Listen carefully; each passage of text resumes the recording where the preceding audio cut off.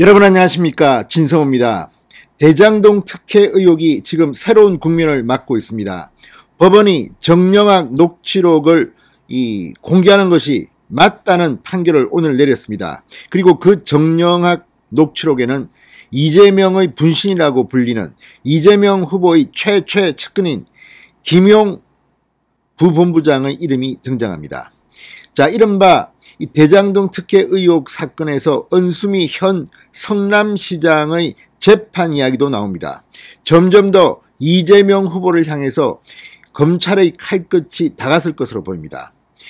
자, 지금까지 이재명 후보의 측근은 정진상, 김용 두 사람입니다. 유동규 전 성남도시개발공사 사장 직무대행이 휴대폰을 던지고 압수수색을 당하기 직전에 통화한 사람도 두 사람.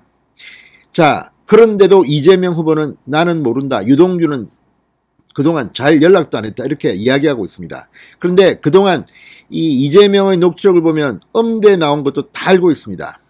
자, 이제 이재명 후보를 어떻게 할 것인지 법원이 오늘 정영학 회계사의 녹취록을 공개하는 것이 법의 취지에 맞다고 하면서 지금 이재명 후보 측이 발칵 뒤폈습니다. 진성호의 융단 폭격 시작합니다. 이재명 민주당 대선 후보를 융단 폭격합니다. 방송에 앞서 아직 진성호 방송의 구독자가 아니신 분은 붉은색 구독 버튼 눌러주십시오. 더 좋은 방송으로 보답하겠습니다. 지금까지 이재명 후보는 마치 자신은 대장동 설계와 관련이 없는 것처럼 이야기하고 유동규는 뭐 측근이 아니다 이렇게 주장해왔습니다. 그런데 그렇다면 왜 이재명의 오른팔 왼팔 분신 최측근이라는 소리를 듣는 정진상, 김용 두 사람이 유동규와 통화를 했겠습니까? 자, 화천대유 대주주 이번 대장동의 핵심 인물인 김만배 씨가 자신에게 내부 정보를 알려준 핵심 인사로 이재명 후보의 최측근 김용 씨를 언급한 것으로 알려졌다고 문화일보 등등이 오늘 보도했습니다. 자, 김만배 씨는 은수미 성남시장 재판 결과를 전망하며 정보 제공자 1순위로 김용 민주당 현 선대위 총괄 부본부장을 지목했습니다. 그런데도 이재명 후보는 발뺌을 계속할 수 있을 것인지 귀추가 주목됩니다. 자, 정영학 녹취록이라고 있습니다. 정영학 회계사가 녹취해서 지금 법원, 검찰 다 가지고 있는 겁니다. 이 정영학 녹취록에서 김만배 씨는 은수미 시장의 재판과 관련해서 수차례 언급하는 대목이 나옵니다. 2020년 3월 13일 김만배 씨는 정 회계사와 이성문 화천대유 대표와 만난 자리에서 조금 힘써서 은수미 시장이 당선 무효형 아닐 정도로만 하면 된다 이렇게 밝힙니다. 녹취록에 따르면 당시 김 씨는 대장동 개발 사업에 이어 성남시 오리역 인근 부동산 개발 사업을 계획하는 과정에서 은수미 시장을 포섭하려 한 것으로 관측됩니다. 김 씨는 2020년 3월 31일에도 은수미 시장을 언급하며 대법원 가면 100% 당선 무효일 거야. 그런데 임기는 채워줄 거야 라고 자신합니다. 2020년 5월 7일에는 민주당이 은수미 시장 아웃에 대비해 지방선거 전에 판결이 결정나게 할 것이다. 형 김만배의 소스 정보 제공자가 누구냐? 1번 김용, 2번 최윤길, 이번에 구속된 전 성남시 의회 의장입니다. 3번 조땡땡이라고 밝힙니다. 이 정영학 회계사의 녹취록에 나오는 내용들입니다.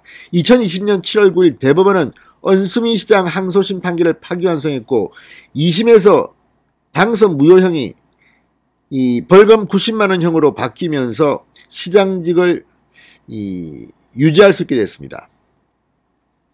자, 김 씨가 정보 제공자 1번으로 꼽은 김 부본부장은 이 후보가 나의 분신이라고 꼽은 그런 최측근 인사입니다. 그 김용 부본부장이 지금 소스 1호로 꼽힌 겁니다. 이거 어떻게 설명할 겁니까?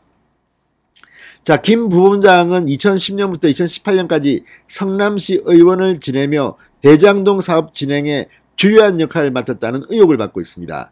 이재명 후보가 성남시장에 이어 경기도지사에 오르며 2018년부터 1년여간 경기도 대변인을 맡기도 했습니다. 이재명의 분신 같은 역할을 했다는 겁니다.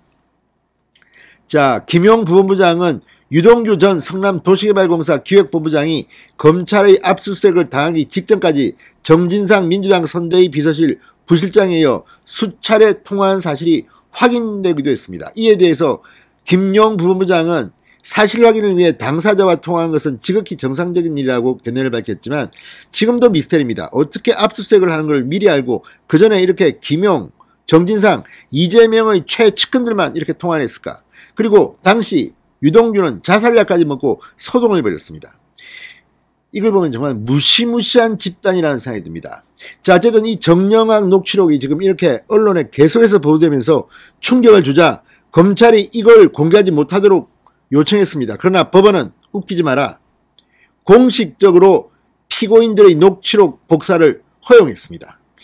자, 오늘 이 첫 정식 재판을 앞두고 검찰이 정영학 녹취 파일을 피고인 쪽에 복사해 주는 것을 꺼렸습니다. 그러나 재판부의 판단은 달랐습니다. 피고인들에게 파일 열람과 복사가 허용돼야 한다는 입장을 밝혔습니다. 이제 녹취록은 언론에 공개되면서 점점 더 많은 보도들이 나올 겁니다. 이재명 후보가 언제까지 버틸 수 있는지. 아무튼 오늘 법원 판결이 상당히 주목할 겁니다. 재판부는 공식적으로 복사를 허용한다고 못을 박았기 때문입니다. 진성호의 융단 폭격이었습니다. 여러분 감사합니다.